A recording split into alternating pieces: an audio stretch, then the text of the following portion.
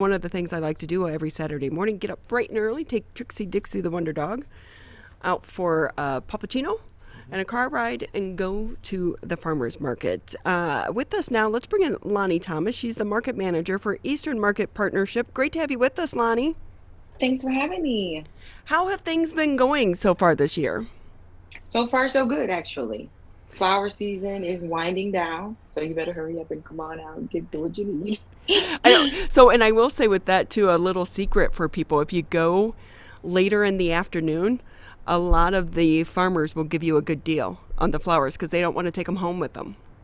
You are 100% correct. Uh, If you expect, I say the time is around 1:30, between 1:30 and 3:30. and parking is a little bit easier. Yes, now that the city has opened up the parking structure, it's a tad bit easier. Except for the stubborn like me who prefer to be in the parking lot, which is easy access to certain sheds. Well, and being able to, when you buy more than you can carry, sometimes you have to make multiple trips as well. Lonni Thomas with us here on the MegaCast. She's the market manager for Eastern Market. And the last time I was there, it's been a few weeks. It's a little bit confusing right now with the mask. Some people are still wearing them, some people aren't. When people come to Eastern Market, if they haven't been there so far this season, because I know a lot of people will have relatives coming in for the 4th of July holiday weekend, the one thing you do is you go to Eastern Market. What can they anticipate if they go there, Lonni, and haven't been all season? Well, the since everything has been lifted, masks are no longer required. But if you are uncomfortable, we suggest that you go ahead and wear your mask. It's okay to still wear your mask if you like.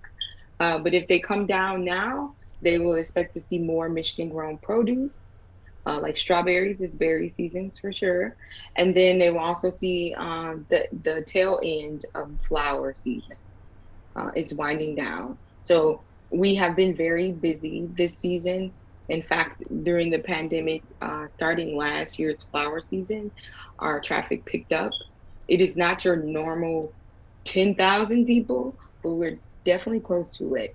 So they will see busyness, definitely traffic, but we have everything you need in the district. So it's a one stop and shop move. So, with that, Lonni, if I can ask, what's it been like on the other side of the market when it comes to trying to get vendors and farmers? Is it been pretty much the same as last year, or easier, harder getting some of the vendors? It has been, well, we have that if you build it, they will come motto, and it works well for us. So last year we were definitely affected by COVID as far as vendors being, especially our Canadian vendors, being permitted to come over the border. So we lost a few of them during that time. And then also some vendors are up in age. I call them the well seasoned. We don't call them old. And they preferred not to be in large crowds. So flower season, whether it was COVID or not, definitely brought the people out. So it was definitely busy. So we didn't lose. We're not going to say we lost vendors, but they were on a hiatus until they got comfortable with the vaccination, started to go through our citizens, and people started to come back. So we definitely have a long list of vendors that we will be placing back into their proper spaces in due time. And with that, Lonni, too, if I can ask, have you seen a shift in what people are buying? Yes, during COVID, people were surely buying food, like essential things, food, soap, things of that nature. And then as the flower season gets there, it's all about the flowers. Regardless, I saw that last year. Like it was COVID, everybody had to wear masks, but people were still out purchasing their flowers. It's So because we were all the stuck mix, at home and we wanted yeah, our yards to look pleasant, to look right? beautiful. But if you're like me, and I say partially like you because you said you're not a green thumb, they're gonna die. And so I just leave that up to Mother Nature, and I plant a few seeds and hope that they come. I like that philosophy. That's a good way to look at it. Again, we're I'm talking with glad Lonnie you see. Thomas. A lot of people, though, I think they don't realize that it's not just the market on Saturdays. You have it Tuesdays as well. Yes, and our Tuesday markets, its identity is basically a smaller version of Saturday. So it's everything on a Saturday under one shed. It's less robust, not crazy traffic, not a huge number of people where you can't like move through the shed comfortably. So Tuesday market is every Tuesday from June through September through the end of September, 9 a.m. to 3 p.m. You can come on down, get your produce and your plants while they last, and get with everything you need. If you don't like coming through the congested Saturday, you can definitely visit our Tuesday market and get all the same things that you would get on Saturday. So, what about new vendors? We know that a lot of people are kind of doing a side hustle and opening up what they hope to be full-fledged businesses because of the pandemic. It's, really had so many people re-examine their lives. Are you getting new Absolutely. vendors?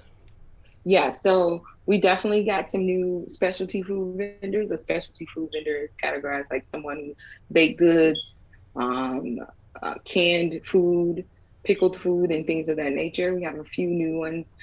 They are on Tuesday. And also prepared food. We have a lovely Nigerian food preparer, and she has different types of Nigerian food to take and eat. So it's pretty cool to see how the COVID positively affected us as a city with these new business ventures. I would say that on the Sunday market, which is identity is a material based market, a lot of people were starting to make candles. I can assure you that we hit our max of candle makers because COVID definitely brought out the wax. I assure you Wow. See the things that we don't that. think about. So when you are bringing in vendors, then you try to manage how many people have what certain items. Absolutely. We have to make sure that we're not at we don't exceed a certain number of vendors because then it will become a candle shop rather than a material market where we have everything from designer clothes. By designer, I mean unique designers. They make their own, they sew and they build and they make. And then we also have woodwork, we have jewelry, everything that is in the material aspect of it, imports.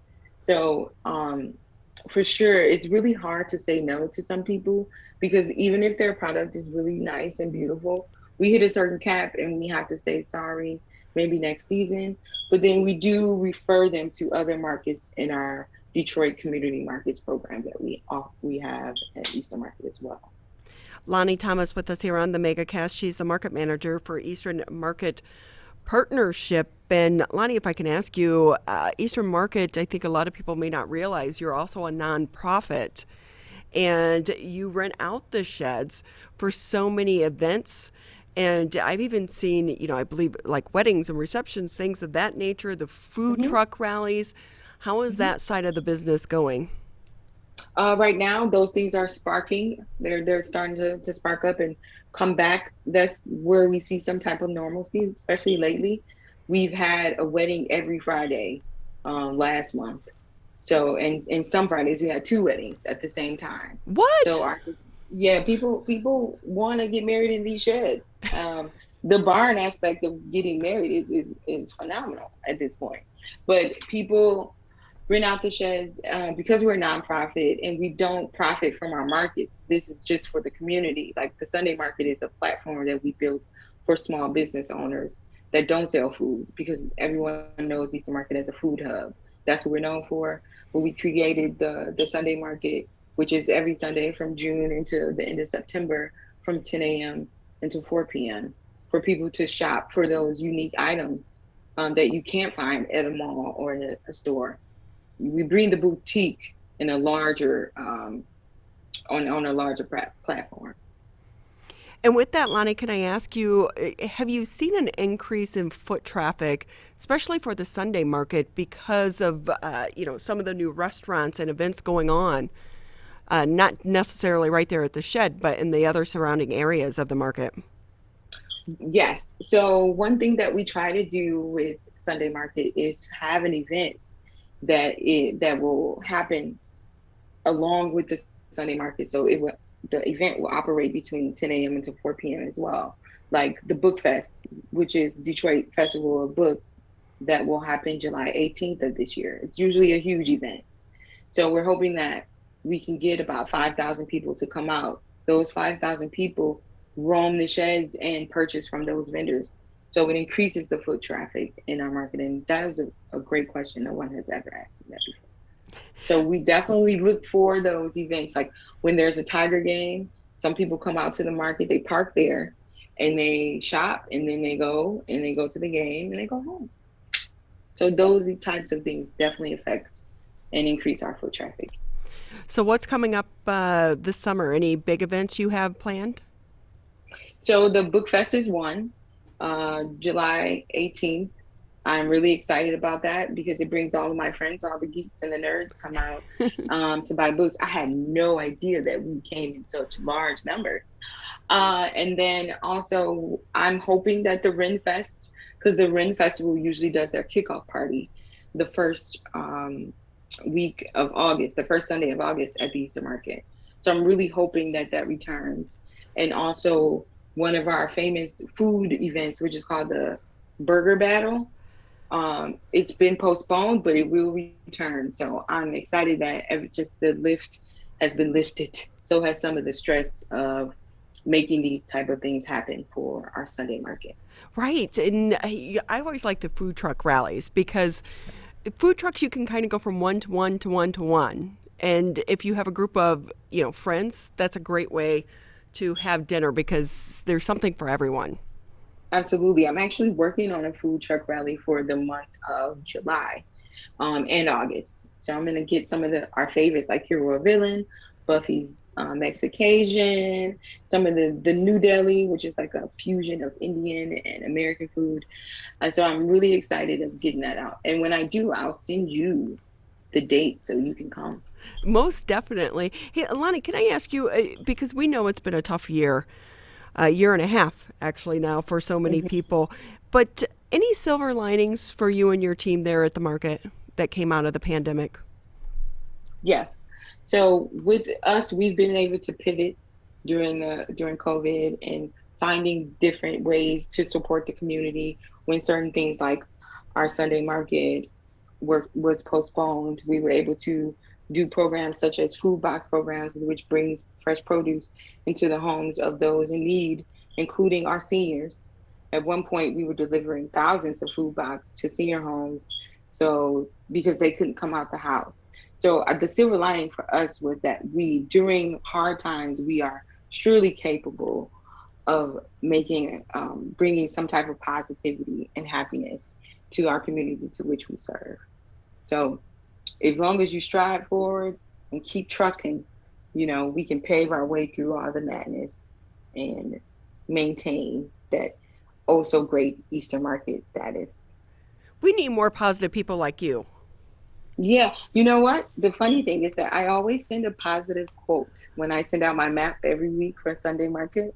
I send a positive quote that motivates the vendors because even if we're having a tough day, I want them to be able to, like, hey, there's always next week, or the day isn't over yet. So true, so true. Lonni Thomas with us here on the MegaCast, Market Manager for Eastern Market Partnership. We so appreciate your time. I appreciate you guys. Thank you so much. And we extend a happy holiday to you and your family.